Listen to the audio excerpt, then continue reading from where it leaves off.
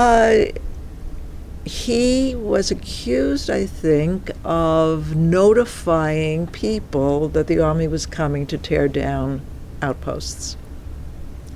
So because he got on the phone to tell people, like, go and protect these outposts and don't let it happen, so he's now the criminal. Actually, on the Chizuk mission that will be going on April 22nd and will be in Yerushalayim for 3 nights, in addition to traveling all around the country. But while we're in Yerushalayim, we will probably meet with Akiva, because this is the kind of thing that I like to do. I like to meet with the people who are being targeted. We like to go to the communities that are being targeted. We've gone to communities where a visit to that community was on our itinerary. As we're driving there, we got word that it was destroyed, and we go anyway. And instead of being able to drive up the road, which has also been destroyed, so we have to walk up the road, and we go to the hilltop, and we find furniture thrown around, we find broken down houses, we find chickens and animals wandering around, they're homeless too, like, what happened? And it's all so painful and destructive and pointless. But when we meet these people who live there, they're not discouraged. Their homes have just been destroyed, everything has been ruined, the home that they built themselves, and they're going to rebuild. So we get encouragement, we get chizuk, we come back fired up. What do you think about those American Jews who believe that ceding this territory and moving those Jews away to create a Palestinian state will assure greater security for Jews in Israel within the 67 borders? It's preposterous. There's no way that giving, this is the story. There's no way that giving land to the person who tells you over and over again that he's out to destroy you, that giving him land and pretending that this person could live peacefully side by side, it's so absurd that it's. And so would removing the occupying Israeli army, you think, ameliorate their grievances? The occupying army? Yeah, they're complaining that the Israeli army's, occupying the West Bank officially. Well, they have their self-governing communities in Jenin, in Shechem, in Ramallah, all these places. Right. You go to Jerusalem today and you drive out of the center of it, and what is surrounding you? Ramallah is surrounding you because it has spread entirely, and you see these fabulous homes, huge homes, very wealthy.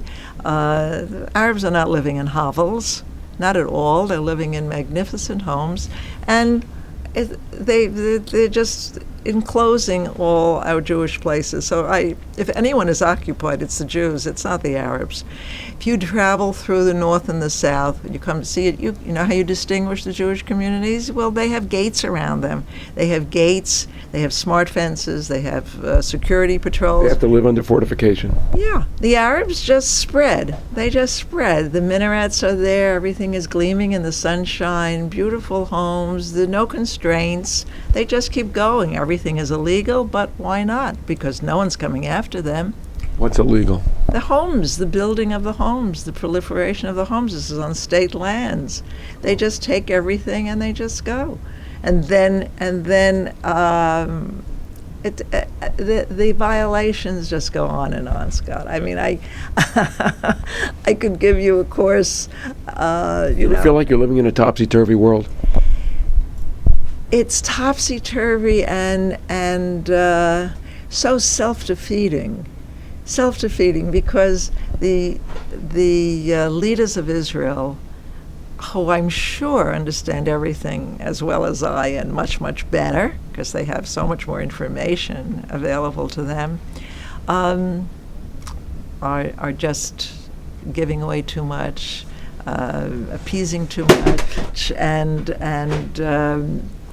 just going in the wrong direction. And so, how this is going to be fixed, I have no idea. I'm just afraid. I'm really, really afraid that that it's gone too far, and that we're not going to be able to fix it, and that we really, really, really just have to wait for Hashem to step in and part the sea for us, because when the Irish push us into the sea, as they're planning to do, we need that miracle. We need the sea to part. The Jews will get to dry land safely, and the You see, will get swallowed up. you see a ninth inning rally coming from global Jewry. No, I think global Jewry has been defeated. I think Islam is winning this battle. They've certainly won it in Europe, Africa, and I'm really, really sorry to say that with Obama as President of the United States, they're winning here in America. What would happen if he got another term? It'd be very disastrous. It'd be very disastrous. We would have Sharia law ruling in us in America. And he's promising that he's got Israel's back. Well, my first reaction when I heard that was to stick a knife in it. Oh. And I said that to someone, and she said, "Oh, we can't say that." But he immediately, after saying that he has Israel's back, and immediately after reassuring Netanyahu and AIPAC, giving that strong speech at AIPAC, he immediately backtracked. And now we have to talk to Iran, and we have to give the sanctions more time to work, et cetera, et cetera. So the whole thing is totally untrustworthy. I don't trust him for a moment that he has Israel's back in the security sense. Do you think he would try to vilify American Jews who are supporters of Israel once he gets the chance to vilify Israel? I wouldn't trust him with anything. I know what his agenda is. His agenda is to push the Muslim program forward.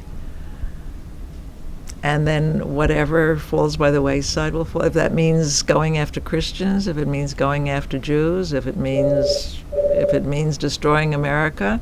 Don't forget, he sat in Reverend Wright's church for 20 years listening. Right, used to be a Nation of Islam member with Farrakhan before he became a Christian pastor. Okay, so destroy America and raise Islam, to be ruler of the world. That's the way they're going. Well, that's a light note to end on.